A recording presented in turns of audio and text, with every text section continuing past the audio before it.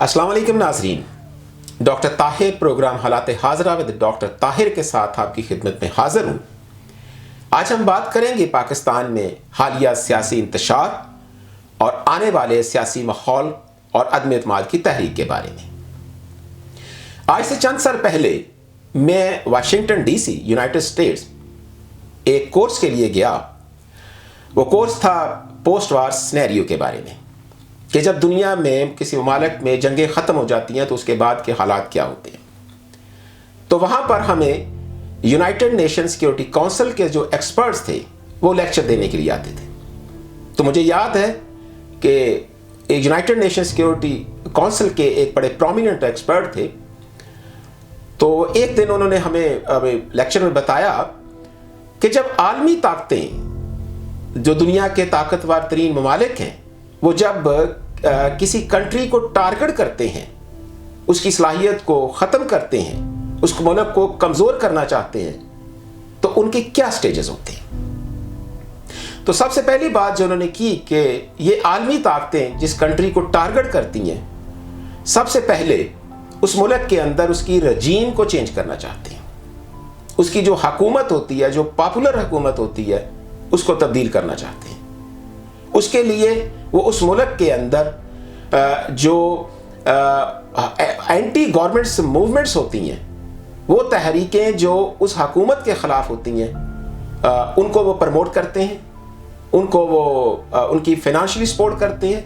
उनकी morally support करते हैं और उनको इंटरनेशनल मीडिया पर हाईलाइट करते हैं। तो अगर वो सारा वो माहौल पैदा करने की कोशिश करते हैं उस मुल्क के अंदर कि जिसके उस मुल्क के अंदर वो जो पॉपुलर रजीम है, जो गवर्नमेंट है, उसको चेंज करके अपनी मर्जी की रजीम वहाँ पर लाई जा सके, एक पपेट हुक्मरान को वहाँ पर लाया जा सके। अगर हम इसकी अपने हालिया दौर में अगर इसकी हम एग्जाम्पल देखना चाहें तो हमें इजिप्ट मिस्र के अंदर हमें वो नज़र आती है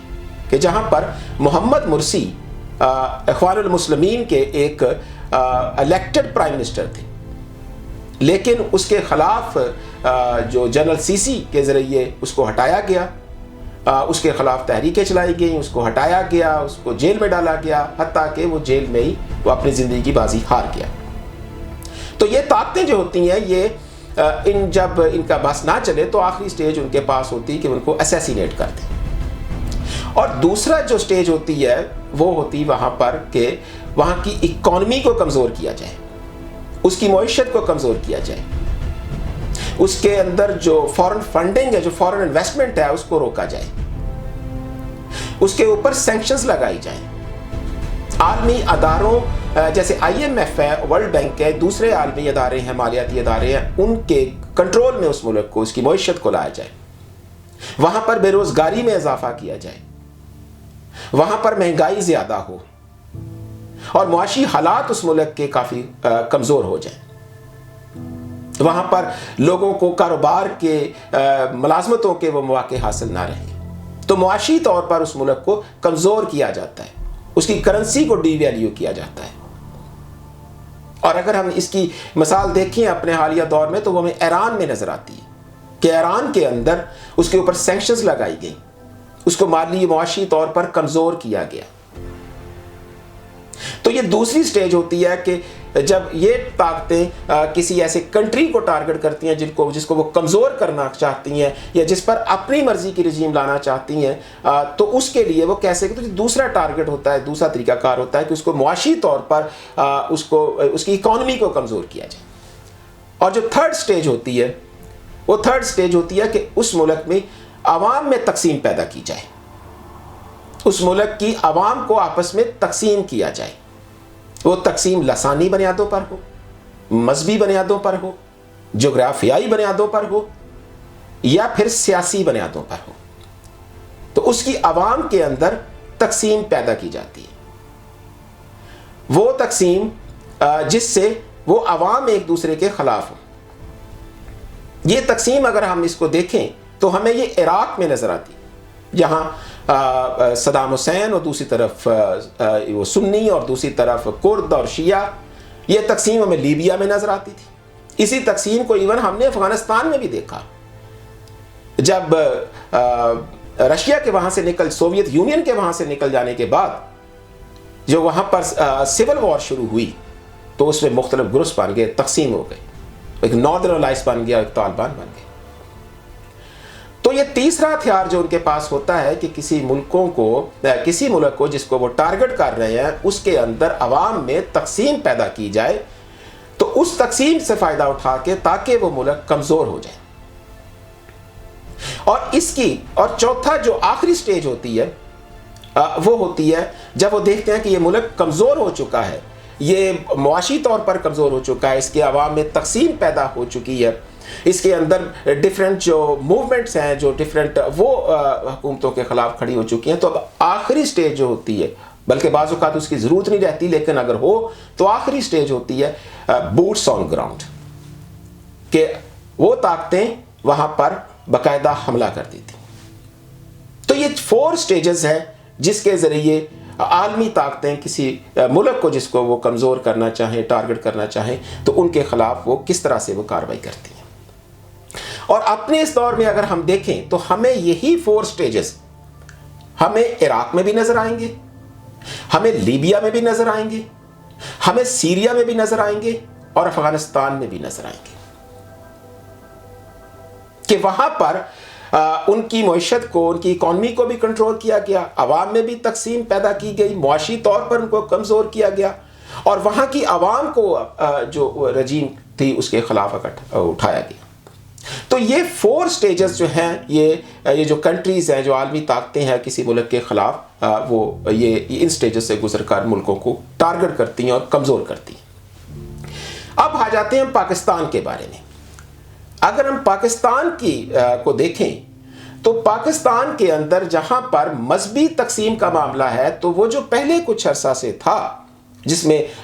شیعہ سنی کا مسئلہ تھا, جس کے اندر لشکر جنگی بنی, سپاہ صحابہ بنی, سپاہ محمد بنی, تو یہ مختلف جو مذہبی جو تنظیمیں بنی اور ملک کے اندر بہت مذہبی تقسیم پیدا ہونے کی کوشش ہوئی, لیکن وقت کے ساتھ ساتھ اس کا زور ختم ہو گیا. اگر ہم اس وقت دیکھیں تو پاکستان میں اندر آپ کو کوئی خاطر خواہ مذہبی تقسیم نظر نہیں آئے گی. اس کے علاوہ اگر ہم لسانی بنیادوں پر دیکھیں تو کچھ عرصہ پہلے کچھ ایسے معاملات تھے کہ جس میں Urdu speaking, Punjabi speaking, Balochi speaking, یہ معاملات تھے, لیکن وقت کے ساتھ ساتھ یہ بھی ختم ہو گئے. اب یہ بھی آپ کو یہ بھی ایشو نظر پاکستان میں نہیں آتے. لیکن جہاں پر تیسرا مسئلہ ہے تقسیم کے بارے میں, تو پاکستان کے 90s ڈیکڈز کے اندر پاکستان کے اندر بھی جو سیاسی تقسیم تھی, پیپلز پارٹی اور نون لیگ آپس میں ان کی جو عوام جو تھی وہ انتہا سے زیادہ ایک دوسرے کے خلاف تھے. یہ گروپ جو جماعتیں ایک دوسرے کے بہت زیادہ خلاف تھی. لیکن بعد میں مساق جمہوریت ہوا, حالات بہتر ہوئے, اور انہوں نے سیکھ لیا کہ اس مخالفت کو سیاسی بنیادوں تک ہی رکھا جائے, لیکن نظریات کی بنیاد پر جو ہے وہ اپنے اپنے نظریات ہوں, لیکن اس کو ذاتی دشمنیوں میں نہ بدلا جائے. لیکن پھر 2013 سے لے کر اب تک کا عرصہ آ جاتا ہے. جب ہم اس کو دیکھتے ہیں تو پاکستان کے اندر اس وقت جو سیاسی تقسیم ہے وہ سیاسی تقسیم ذاتی دشمنیوں, عداوتوں, مخالفتوں, نفرتوں کی حد تک پہنچ چکی ہے. اور اگر ہم حقیقت پسندانہ اس کا تجزیہ کریں تو اس تقسیم کے اندر سب سے زیادہ جس کا رول ہے وہ عمران خان ہے. عمران خان نے پاکستان کی عوام کو سیاسی طور پر ان کو تقسیم کرنے میں, نفرتوں کی حد تک, مخالفتوں, ذاتی دشمنی حد تک تقسیم کرنے میں بڑا اہم کردار ادا کیا. پاکستان کے اندر عوام نے عمران خان کو ہمیشہ عزت دی, بحیثیت کرکٹر ہیرو کے طور پر اس کو عزت دی. ورلڈ کپ تو 92 کا ورلڈ کپ جیتنے میں تو جاوید میاں داد, انضمام الحق, وسیم اکرم اور دوسرے پلیئرز کا بھی بہت ہاتھ تھا, لیکن سارا کریڈٹ عمران خان کو گیا. پھر اس کے بعد شوکت خانم ہاسپٹل بنا تو اس میں بھی عوام نے اس کو بہت اس کی ہیلپ کی, بلکہ عورتوں نے اپنے زیور تک اس کو دی, تو عوام نے اس کو بہت عزت کی. پھر یہ سیاست میں عمران خان صاحب آئے, تو سیاست میں آنے کے بعد لوگوں نے اس کے ساتھ بڑی امیدیں وابستہ کی کہ یہ ملک سے حالات بہتر کرے گا, غریبوں کے حالات بہتر کرے گا, ملک کی اکانومی بہتر ہوگی, ہیلتھ کا سسٹم بہتر ہوگا, ایجوکیشن کا سسٹم بہتر ہوگا, روزگار لوگوں کو ملے گا, مہنگائی کم ہوگی, ملک کے اندر کرپشن ختم ہوگی, ملک ترقی کرے گا. باہر کی دنیا میں ملک کی عزت ہوگی. اور یہ وہ نعرے تھے جس کو لے کر آیا اور جس میں عوام نے اس کا ساتھ بھی دیا. نہ کہ صرف عوام نے بلکہ جو ملک کے ادارے تھے. اب یہ اوپن سیکرٹ ہے کہ جو ملک کے ادارے تھے جس میں اسٹیبلشمنٹ شامل ہے, جس میں جوڈیشی شامل ہے, جس میں نیب شامل ہے اور جس میں میڈیا شامل ہے, انہوں نے بھرپور طور پر عمران خان کو سپورٹ کیا اقتدار میں لانے کے لیے, اور وہ اس کو اقتدار میں لے کر آئے. لیکن اقتدار میں آنے کے بعد کہ عمران خان صاحب اپنے ان وعدوں کے مطابق وہ ان امیدوں پر جو عوام نے اس سے وابستہ کی ہوئی تھی کہ ملک کی معاشی اقتصادی حالت کو بہتر کیا جائے, غریبوں کے حالات کو بہتر کیا جائے, ملک کے اندر تعلیم اور ہیلتھ کے نظام کو بہتر کیا جائے, روزگار لوگوں کو دیا جائے, بجائے اس طرف کرنے کے بجائے اس نے اپنا جو پچھلے 3.5-4 سال کا عرصہ تھا وہ اپنے مخالفین کو دبانے کے لیے, ان کے خلاف مقدمات بنانے کے لیے, ان کو جیلوں میں ڈالنے کے لیے, نفرتیں پیدا کرنے کے لیے وہ اس میں گزار دیا. وہ کہتے ہیں کہ اگر نعمت کے مطابق ظرف پیدا نہ ہو تو نعمت بھی لعنت بن جاتی ہے. یعنی اللہ تعالیٰ اگر کسی کو اسی نعمت سے نوازے لیکن اس کے پاس اس نعمت کے مطابق اس کا ظرف نہ ہو تو وہ نعمت ہے وہ باعث زحمت اس کے لیے بن جائے گی. تو وہ جو وقت تھا جو 3.5-4 سال کا پچھلا عرصہ تھا اس گورنمنٹ کو, جس میں اللہ تعالیٰ نے عوام نے اس عمران خان صاحب کو موقع دیا تھا کہ ملک کی حالت بدل سکے, وہ سارے کا سارا عرصہ مخالفتوں میں اور دشمنیوں میں گزر گیا, نفرتوں میں پیدا کرنے میں گزر گیا. وہ بہادر شاہ ظفر کا ایک شعر ہے, ظفر آدمی اس کو نہ جانیے ہو کتنا ہی صاحب فہم و ذکا, جسے عیش میں یاد خدا نہ رہی جسے تیش میں خوف خدا نہ رہا. تو اب جو ہے کہ وقت تو وہ گزر گیا, اب تحریک عدم اعتماد آ گئی. اب خان صاحب نے یہ فیصلہ کیا کہ مزید انہوں نے کہا جی کہ 10 لاکھ لوگوں کو اسلام آباد میں اکٹھا کیا جائے گا, وہاں پر تحریک عدم اعتماد سے ایک دن پہلے. آپ غور کریں کہ اگر اس کے مقابلے میں اپوزیشن بھی, جمعیت علماء اسلام بھی اور باقی جماعتیں بھی اپنے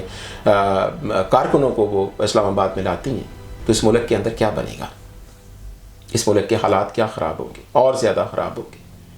تو جو آنے والا وقت ہے وہ ملک کے اندر زیادہ انتشار پیدا ہوتا نظر آ رہا ہے, یہ نفرتیں بڑھتی نظر آتی ہیں, ملک کے اندر زیادہ ٹرموائل نظر آئے گا, پولیٹیکل ٹرموائل نظر آئے گا, اور اس کی وجہ سے ملک کے اندر مہنگائی بڑھے گی, بے روزگاری بڑھے گی, ملک کی اکانومی مزید کمزور ہوگی اور ملک کے حالات جو ہیں وہ مزید خراب ہوں گے. اور اگر عدم اعتماد کی تحریک کامیاب بھی ہو جاتی ہے تو پھر بھی اس ملک کو سنبھالنے کے لیے وقت لگے گا, یہ اوور نائٹ ٹھیک نہیں ہوگا. جس حد تک ملک کے حالات جا چکے ہیں اور جس حد تک ملک کے اندر تقسیم ہو چکی ہے,